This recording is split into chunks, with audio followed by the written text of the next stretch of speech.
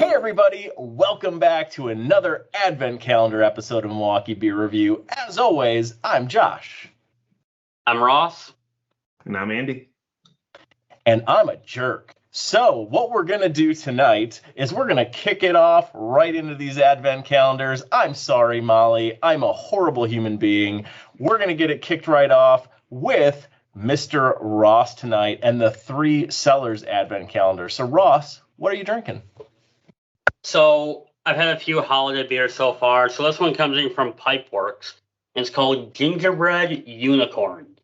Now, I've had quite a few things from Pipeworks. I like what Pipeworks has had so far. This one, though, states it's a rye ale with ginger, cinnamon, nutmeg, black pepper, vanilla, and lactose. So it's a lot going on. There's a lot. Only coming in at 6.3%. It's a lot of different weird flavors I'm not overly excited about, and I'm really not going to get drunk off of it. So it's, we'll see. And it doesn't really specify, the type of beer it is. I'm guessing it's just It's 6.4%, you said? 3. Oh, that would still qualify as the third highest ABV of anything in the Costco Advent calendar. I love how you specified that that's not enough to get you drunk.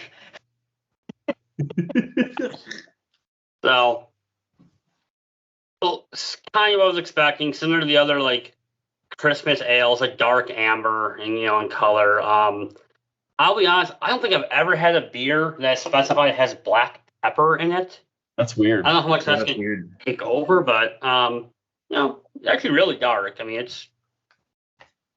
I can say it's black. It's like a dark red, but on the nose. Smells like a Christmas ale. It has those spices and it has kind of that nutmeggy to it. Cinnamon's kind of coming through. Luckily, don't taste the black or smell the black pepper at all. It smells like the other Christmas ales I've had. So, cheers. Cheers. Cheers.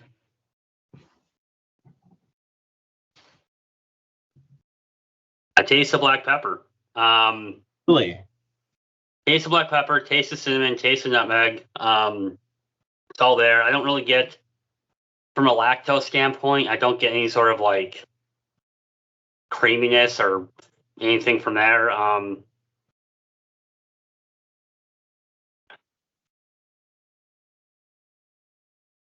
It tastes like a beer with a lot of those Christmas spices, and then just that little random black pepper spiciness to it that's kind of mixed in there. I would say of the Christmas ones I've had so far, this ranks probably right there with the Great Lakes one is kind of on the bottom of the list. I mean, it's not bad. It's just not my style. I'd rather not drink this. I like the Christmas ones I've had so far. I like kind of that more maltiness to it, and this just kind of lacks some of that. So I mean, it's not bad, but I expected worse. Reading the label, it's better than I thought, but it says gingerbread unicorn. It has your bread cookie type taste to it with a little bit of black pepper. So interesting. I'm just confused by the black pepper. Yeah, that's weird. Black pepper's confusing. It'd be better without. So interesting though. So is that at the bottom of your beer list so far? In the Three Cellars Advent calendar? I won't put it at the bottom. I mean, the bottom would be the cider. Okay. Well, it's not even just a beer. It's not even a beer, so. Yeah. It was in the Advent calendar. It's in the Advent calendar, though. Yeah. Correct. Yeah. So, I mean, but bottom beer, probably maybe the Great Lakes Christmas. I don't remember. I guess I don't really remember the worst beers. I remember the better beers, so it's hard for me to really remember if I've had a bad one, though. But, yeah. Okay. Well. That's all I got. Hey. it's probably still a better beer than most of the ones I've consumed. So congratulations to you. I'm excited to see what you have tonight. Yeah. I'm about to find out You know what what's he has. number 10 here for me. Let's see what we got going on. What sort of craziness does the Brewing Projekt have in this one? Fucking damn. It is the Lime Apple Berry Puff Tart. Ooh. A sour ale with milk sugar, blackberry, pineapple, lime, and marshmallow flavoring. Nice. You've had a lot of blackberry stuff in there. Yeah. Comes in at 4.55%. 4.55. 4.55. I love that Brewing Projekt goes out to 2 decimal places. That's pretty specific. Let's see what here's kind of looks like, the blackberry sort of takes over, I think, there. Mm-hmm. It looks pretty thick. Oh, yeah. It's going to be pretty chewy.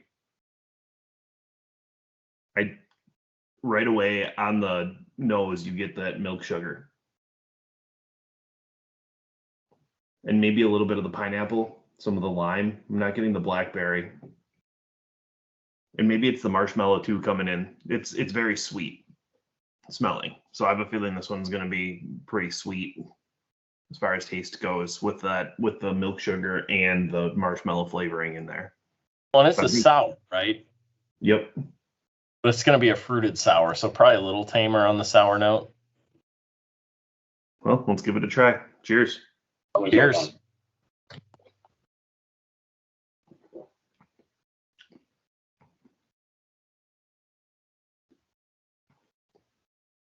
Okay, that's weird.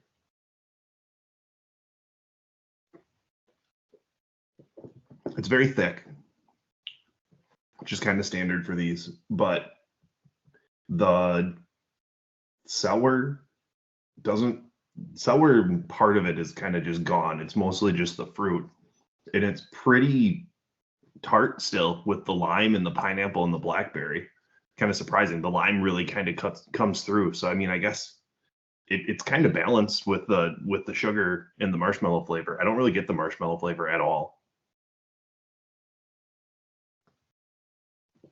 You get the creaminess from the lactose, from the milk sugar. I get the lime tartness, maybe a little bitterness that comes through from the lime. It is definitely sweet. It's not like it's like sour by any means, but it's definitely got, it's called a puff tart. So I suppose it's got some of that tartness going on. I'm guessing you're getting a little bit of sweetness from the marshmallow stuff too. I'm betting that's contributing. Probably. It just doesn't taste like marshmallow. It just is sweetness on the back end. I mean, with like lime and blackberry and stuff in there, I would think that would outshine marshmallow pretty considerably. Yeah, I feel like the lime really comes forward, and maybe the pineapple too, and not so much the blackberry. But I feel like you definitely get the lime when you take the sip right away. That kind of tartness punches you right in the mouth. I like their Puff Tart series. I've had a couple of them. I know they do different things, the Puff Tart series. So I'm assuming it's the lactose and milk sugar is kind of like the base to it, and then they just add different fruits and citruses to it and everything. And I like what they do with it. I think that's a good series that they have. I mean, one of the many series that they have, as we've kind of talked about already, but that's one of their better ones out there. I see tons of those around, and it's hard to keep up with them. So it's not particularly my favorite. I think it tastes good. Not particularly your favorite? I'm not a super big fan of the stuff that they have with the milk sugar in them. It tastes fine. I just, if it's on a beer list, I'm probably not going to order it. Okay. Fair enough, yeah. Well, good stuff. I still think that's a decent entry in the 13 days of Christmas. I know you're kind of closing in towards the end of the 13 days of Christmas, but we'll be keeping you tuned into the episodes. Let's flip and dive into what's in the Costco Advent calendar tonight. So, what's interesting is that because I screwed up the order of my Advent calendar, I'm actually going to be reviewing beer number 2 on day 18 tonight. So I actually have beer number 2, which if you're following along is not the 18th day. So I've got beer number 2. And interestingly, beer number 2 was something a little bit unique. So beer number 2 is actually a Weiss beer, which makes me a little bit excited because that is a total change up in what we're doing. So this is from a supposed brewery called Weininger. It says on the can, Hochste Braukultur aus Teissendorf. So this is a Homat Weiss beer. Peanut Gallery? All right, fair enough. So this says... I thought you had more to follow that up with. I thought that This says, Gebraut mit Rohstoffen aus Bayern. I don't know what that means, but this comes in at 5.6%. Since this is a Weiss beer, I'm going to guess it's similar to the Hefeweiss class. So I'm going to crack this thing open. I'm guessing we're going to get a golden lager or a golden beer, not a lager. Since it's a Weiss, it should be an ale. And this should hopefully be a little bit less filtered than some of the beers we've been seeing. I'm hoping this turns out a little bit more cloudy. And it looks pretty well filtered. I'm going to guess this is a lager in disguise on the can. Wow. I feel like this is a Scooby-Doo episode. Yeah. You rip the mask off and it just ends up being a hell lager. Let me peel the label off, except it's not a stick-on label. So this is 5.6%. That looks pretty clear. It's a little bit cloudier maybe than some of the Helles lagers that I've been drinking and the Pilsners. Let's see what it smells like. I'm just going to say, if you say that's cloudy compared to the rest of your beers, I know. it's like very, very I know. And then you got this thing. Yeah. I mean, there's definitely hop bitterness on the nose. I can tell this is an ale actually on the nose. There is a unique scent to it. I'm getting a little bit more of that like clove, kind of banana note on the nose. Although it's a lot tamer than what we got on the Weizenbock about a week ago. So you're saying you get a little bit more. I mean, you're getting some.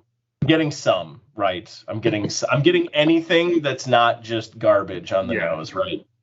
So let's try it. See what we got. Cheers.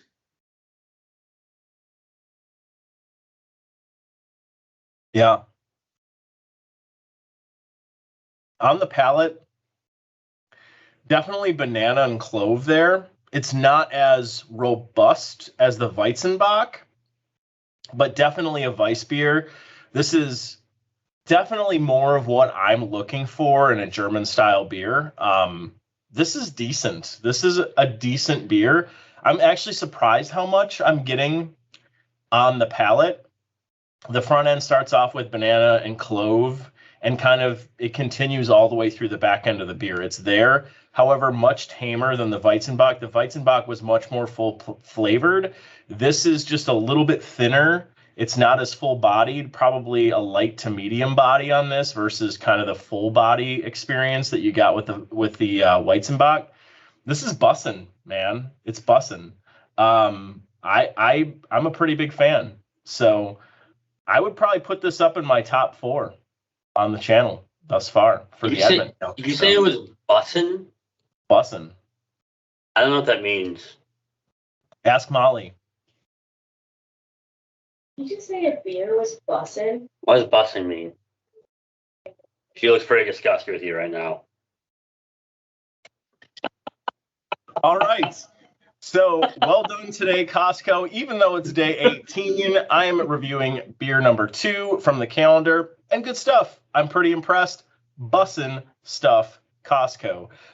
We've got day 19 coming up tomorrow. So thanks for hanging out, everybody. Lots more coming. We've got a week left. We're 6 days left of this calendar. So we've got a few more beers to review, and we'll see where this thing ends up. Thanks for checking it out, everybody. We'll see you tomorrow. Thanks, everyone. Bye. Later.